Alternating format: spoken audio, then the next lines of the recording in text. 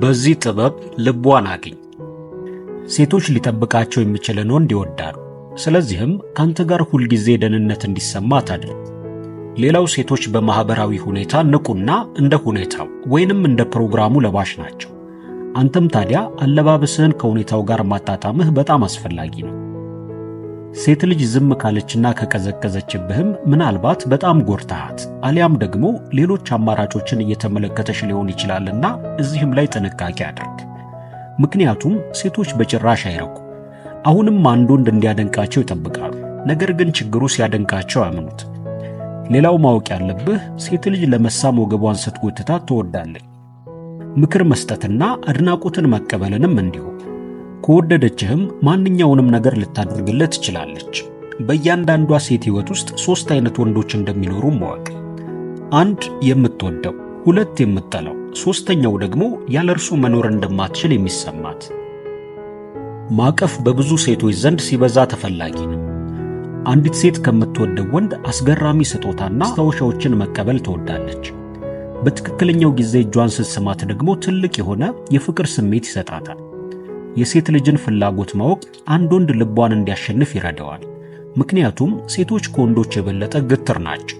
የዚህ ዋነኛው ምክንያት ደግሞ ሴቶች ስሜታዊ በመሆናቸው ነው። አንዲት ሴት ከልቧ ከወደደችህ አንተን ለማግኘት ማንኛውንም መንገድ ልትጠቀም ትችላለች። ብዙ ሴቶች ችላ ለሚሏቸው ወንዶች የበለጠ ትኩረትን ይሰጣሉ። በቃላት አንዲትን ሴት በፍጥነት ለመሳብ ከፈለክ ደግሞ ንግግርህን በዚህ መልኩ ጀምር። ይህንን መናገር አልፈለኩም፣ ግን በቃ እንደዚህ ብለህ ጀምር። እንዲሁም አንዲትን ሴት ያለምንም ጥርጥር ሙሉ በሙሉ ስታምን ከሁለት ውጤቶች አንዱን ታገኛለህ።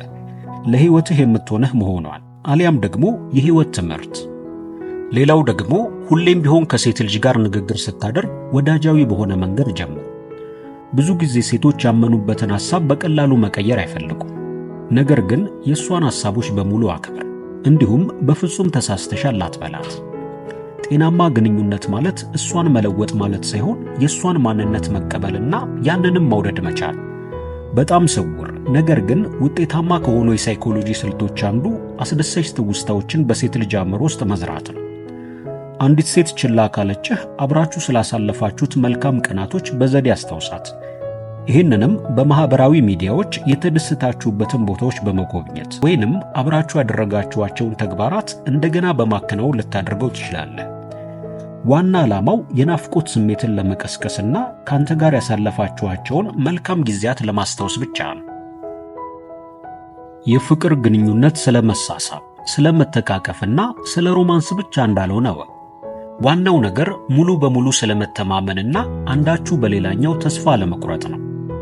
ይህንን ልብ በል። መጀመሪያ ይቅርታ የሚጠይቅ ደፋር ነው። መጀመሪያ ይቅር የሚል ጠንካራ ነው። መጀመሪያ የሚረሳው በጣም ደስተኛ ነው። በእውነተኛ ፍቅር ውስጥ ያሉ ሰዎች በትናንሽ ነገሮች በቀላሉ ይቀናሉ። ሁሌም አስታውስ፣ ሴቶች ይለወጣሉ። ፍቅር ሊጎዳህ ይችላል። ጓደኞችህ ይሄዳሉ። ነገሮች ይሳሳታሉ። ነገር ግን ሕይወት ይቀጥላል። ራስህን መንከባከብ ስትጀምር ጥሩ ስሜት ይሰማህ ይጀምራል። ጥሩ መምሰልም ትጀምራለህ። እንዲሁም የተሻለ ሴቶችን ወደ አንተ መሳብ ትጀምራለህ። በመሆኑም ሁሉም ካንተ ይጀምራል። ሁልጊዜ ከጀርባህ የሚቆመው ብቸኛው ሰው ራስህ ነህ። ስለዚህም ራስህን ውደድ። ራስህን መቼም ቢሆን ችላ አትበል። ሌላው ደግሞ ለምትጠይቅህ ጥያቄዎች በቀልድ መልኩ ልትመልስላት ትችላለህ። ለምሳሌ ወፍራም እመስላለሁ ወይ ካለችህ ፈገግ ትልና አዎ በጣም ወፈረሻል፣ የተወሰነ ክብደት መቀነስ ሳይኖርብሽ አይቀርም፣ የሰውነትሽ ውፍረት ካስተሳሰብሽ እኩል እየሆነ ነው ብለህ በቀልድ መልኩ ምላሽን ትሰጣታለህ። ሌላው ልትጠይቅህ የምትችለው ጥያቄ ደግሞ ጓደኛዬ ከኔ በላይ ቆንጆ እንደሆነች ታስባለህ ልትልህ ትችላለች። በዚህ ሰዓት አንተ ምላሽ መሆን ያለበት አዎ በጣም ቆንጆ ናት፣ እንዲያውም አንድ ነገር እያሰብኩ ነበር፣ ምናልባት ካንቺ ጋር የምለያይ ከሆነ ከሷ ጋር የመሆን ትልቅ ሐሳብ አለኝ ብለህ በቀልድ መልኩ ምላሽን መስጠት ትችላለህ። በዚህ ሰዓት አንድ መልእክት እያስተላለፍክ ነው። ይሄ ምን መሰለህ? እሷ በምትጠይቅህ ከባድና ውስብስብ ጥያቄዎች እየተፈተንክ አለመሆኑን ታሳያታለህ። እንዲሁም አንዲት ሴት ጓደኞቿንና ቤተሰቦቿን ካስተዋወቀችህ በቁም ነገር እንደምትፈልግህ ማወቅ አለብህ። ይሄ ለአንተ ቀላል ሊመስል ይችላል።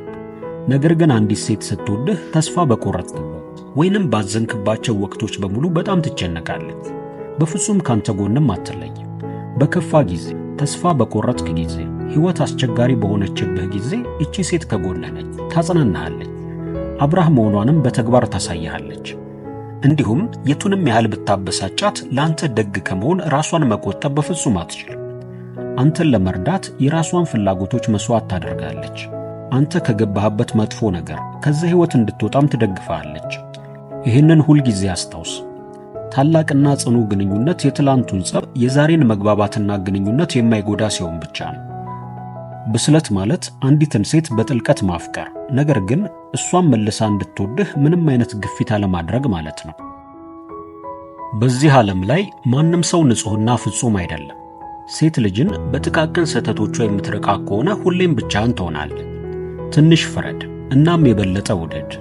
የፍቅር ኮሜዲዎችን ብዙ ጊዜ አብረው የሚመለከቱ ጥንዶች በጥልቀት በመቀራረብና በመዋሃድ ረገድ ትልቅ ለውጥ በማሳየት ይታወቃሉ።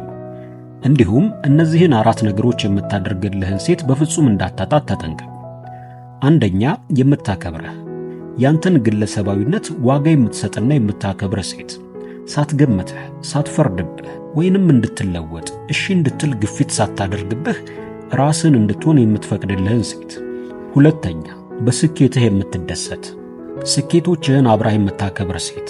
እንዲሁም ከመቅናት ወይንም ከማዘን ይልቅ ያንተን ደስታ የምትካፈል ሴት። ሶስተኛ፣ ሁልጊዜ የምትደግፍህ፣ ነገሮች ሲከብዱህ ከጎንህ የምትሆን፣ ያለማቅማማት መደገፊያ ትከሻዋን ወይንም የእርዳታ እጇን የምትሰጥ ሴት። አራተኛ፣ በጥንቃቄ የምታዳምጥህ፣ አንተን የእውነት የምታዳምጥህ ሴት። ቃላቶችህን ለመስማት ብቻ ሳይሆን እነሱን ያጀባቸውን ስሜትህን፣ ፍላጎትህንና ሐሳብህን ጭምር በሚገባ የምትረዳ ሴት። ምንጊዜም አስታውስ፣ የሚገባህን የተሻለ ነገር ባላገኘህበት ጊዜ ሴት ልጅን እንደ ማንነቷ መቀበልን አስታውስ። ነገር ግን የሚገባት ቦታ አስቀምጣት።